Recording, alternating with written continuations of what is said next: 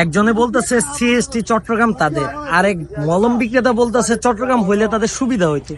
মানে আমি বুঝতেছি না আসলে বাংলাদেশটা কি তাদের হাতের ঘরে বানানো মুয়া, লাইক এটাই মনে হইতেছে। একজনে বলতেছে চট্টগ্রামটা হইলে তাদের ট্রানজিট বা পণ্য যাতায়াত সুবিধা হয়ে যেত তাদের সুবিধা।